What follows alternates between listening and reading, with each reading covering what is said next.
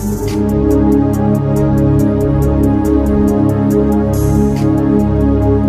ప్రభువును రక్షకుడు అయిన యేసుక్రీస్తు నామమున అందరికీ వందనాలు.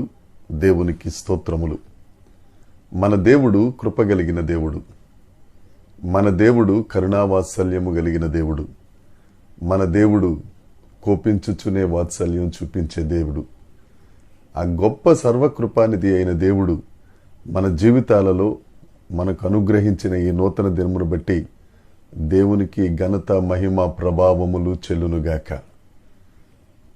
ఆ గొప్ప దేవుడైన యేసుక్రీస్తు ప్రభు ఈ రోజు కొరకు మనకు అనుగ్రహించిన కృపావార్త, దేవుని వాగ్దానము, కీర్తనల గ్రంథము 90వ కీర్తన 10వ వచనము. ఉదయమున నీ కృపతో మమ్మును తృప్తిపరచుచున్నావు, అప్పుడు మేము మా దినములన్నీ ఉత్సాహించి సంతోషించెదము. దేవునికి స్తోత్రం కలుగునుగాక, దేవునికి మహిమ కలుగునుగాక. ప్రతి ఉదయమున దేవుడు మనకు ఆయన కృపను అనుగ్రహిస్తున్నారు. ఆయన కృపా సమృద్ధి కలిగిన దేవుడు. నా ప్రియ సహోదరి, సహోదరుడా, మనం ఎన్ని పాపాలు చేసి ఎన్ని దుర్మార్గమైన పనులు చేసినా గొప్ప దేవుడు ఆయన కృపతో, ప్రతి ఉదయం నుండి ఆయన కృపతో మనల్ని నింపి మనల్ని తృప్తిపరచుచున్నారు. ఇంకొక కీర్తనల గ్రంథంలో 21వ కీర్తన 3వ వచనంలో శ్రేయస్కరమైన ఆశీర్వాదములతో ప్రతి ఉదయమున ఆయన మనల్ని ఎదుర్కొనే గొప్ప దేవుడైన ఉదయమున ఆయన కృపతో మనల్ని తృప్తిపరిచి శ్రేయస్కరమైన ఆశీర్వాదములు మనకు అనుగ్రహిస్తున్న దేవుడు. మనము రక్షించబడ్డామంటే ఆయన కృప. మనము ఆయన కృపానుసనం దగ్గరికి చేరుతున్నామంటే, ధైర్యంగా ఆయన సింహాసనం దగ్గరికి చేరుతున్నామంటే ఆయన కృప. మనము మన అపరాధముల చేత చచ్చిన వారమై ఉన్నప్పుడు మన కొరకు తన ప్రియ కుమారుణ్ణి మరణానికి అప్పగించి ఆ శిల్వ రక్తము ద్వారా మనల్ని రక్షించారు అని అంటే అది ఆయన కృప, మన గొప్పతనం కాదు.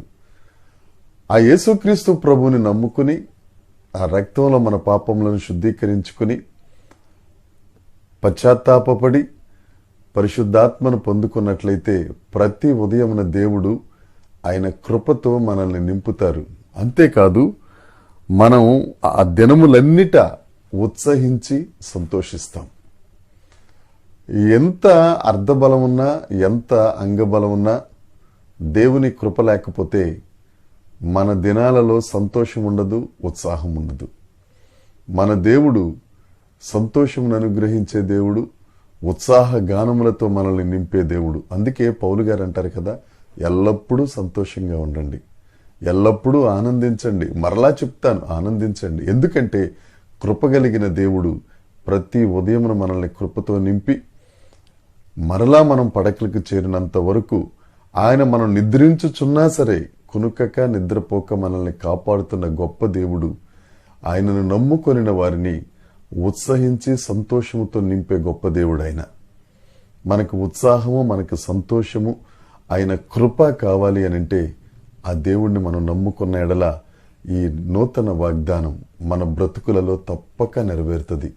మన దేవుడు అంటున్నాడు కదా, నా ప్రియ సహోదరి, సహోదరుడా, నేను ప్రతి ఉదయాన్న కృపతో నింపుతాను, దినమంతా నువ్వు ఉత్సహించి సంతోషించేటట్లు, ఆనందంతో ఉండేటట్లు నిన్ను ఆశీర్వదించి అనేకులకు ఆశీర్వాదకరంగా చేస్తాను. నువ్వు నమ్మితే ఈ వాగ్దానాన్ని స్వతంత్రించుకో, దేవుని కృపను పొందుకో, ఆయన యందు ఉత్సహించు, ఆయన యందు సంతోషించు. నిన్ను నన్ను విడువని ఎడబాయని గొప్ప దేవుడే మన దేవుడైన యేసుక్రీస్తు ప్రభు. దేవుడి మాటలు దీవించునుగాక. దేవుని కృప మనందరికీ తోడై ఉండునుగాక. ఆమేన్, ఆమేన్, ఆమేన్.